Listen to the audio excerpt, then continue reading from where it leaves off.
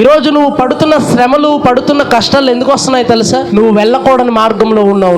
నువ్వు వెళ్ళకూడని తప్పుడు మార్గంలో, పాపపు మార్గంలో, శపితమైన మార్గంలో, నా ఇష్టం నా జీవితం అనుకొని నీ జీవితాన్ని ఏంటండి నీ అంతటా నీవే శపితమైన జీవితంలోకి తీసుకెళ్తున్నావు, నాశన కూపంలోకి తీసుకువెళ్తున్నావు. అలా తీసుకెళ్లిన నీవు ఒక రోజున దేవుడు కొట్టబోతున్నాడు. ఆనాడు యోనా ఉన్న వాడని, తర్షీషుకు వెళ్తున్న వాడని ఆ అలల చేత కొట్టిన దేవుడు నీ జీవితమును కొడితే నువ్వు అప్పుడు తెలుసుకుంటావు. లేదా ఇప్పుడే కొట్టుండొచ్చు నీ జీవితాన్ని. నీ జీవితంలో ఎన్నో దాడులు, నీ జీవితాన్ని అతలోకతలం చేసే పరిస్థితుల్లో వచ్చుండొచ్చు. కారణం ఏంటి అంటే నువ్వు దేవుడికి లోబడట్లా. నీ రోగము కావచ్చు, నీ యొక్క వ్యాధి కావచ్చు, నీ బాధ కావచ్చు, నీ శాపము కావచ్చు, నువ్వు పడుతున్న వేదన కావచ్చు, నీ జీవితం నీ చేతుల్లో ఉండకపోవచ్చు. ఇవన్నీ కూడా నీ జీవితంలో నీకు కనబడుతూ ఉంటాయి. నీ చేతులారా నీ కళ్ళు ముందే కనబడుతూ ఉంటాయి. నీ పరిస్థితులన్నీ కూడా ఇవన్నీ ఎందుకు జరుగుతున్నాయని ఒక్కసారి ఆలోచిస్తే నువ్వు చేసిన అతిక్రమము నీకు కనబడుతుంది.